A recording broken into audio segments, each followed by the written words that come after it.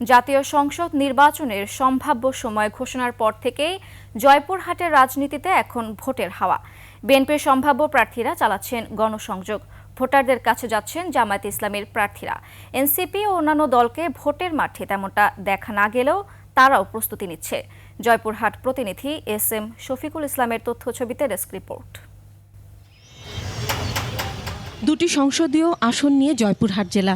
একসময় বিএনপির ঘাঁটি বলে পরিচিত এ জেলায় দীর্ঘদিন চলে আওয়ামী লীগের শাসন। হাসিনা সরকারের পতনের পর আসন্ন জাতীয় নির্বাচন ঘিরে ঘাঁটি পুনরুদ্ধারের চেষ্টায় রয়েছে বিএনপি।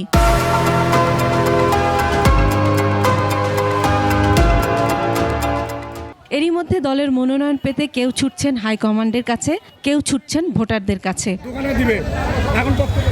আসন দুটিতে বিএনপির মনোনয়ন পেতে দৌড়ঝাঁপ করছেন 1 ডজনের বেশি সম্ভাব্য প্রার্থী। পথসভা, উঠান বৈঠক, লিফলেট বিতরণে তুলে ধরছেন বিএনপির ভারপ্রাপ্ত চেয়ারম্যান তারেক রহমানের 31 দফার রূপরেখা। 31 দফার আলোকে জয়পুরহাটকে এগিয়ে নিয়ে যাওয়ার জন্য আমরা সচেষ্ট হব। আমাদের যে নির্বাচনী ক্যাম্পিং, আমাদের ভোটার তালিকা, আমাদের ভোটার এজেন্ট এবং এটা নিয়ে কাজ করছি। আমার দৃঢ় বিশ্বাস আগামী দিনে জাতীয় সংসদ নির্বাচনে দল আমাকে মনোনীত করবে। বিএনপি চায় বাংলাদেশের মানুষ তাদের ভোটের অধিকার সহ সকল অধিকার একটি সুষ্ঠু নিরপেক্ষ নির্বাচনের মাধ্যমে ফিরে পাক। এদিকে জনগণের পাশে থাকবেন এবং সৎ ও যোগ্য ব্যক্তিকে বেছে নেওয়ার কথা বলছেন তৃণমূলের কর্মী ও ভোটাররা। 16টি বছর দেশে যে নোংরা রাজনীতির কার্যক্রম চলেছে, এই ধরনের কার্যক্রম যেন না হয়। গরিব দুঃখী কৃষকের কথা বলে সেরকম প্রার্থী আমরা প্রত্যাশা করতেছি। যে জনগণের নেতা, সেই ধরনের প্রার্থীকে আমরা এই জয়পুরহাট দিয়ে চাই। এ জেলার দুটি আসনে প্রার্থী চূড়ান্ত করেছে জামায়াতে ইসলাম।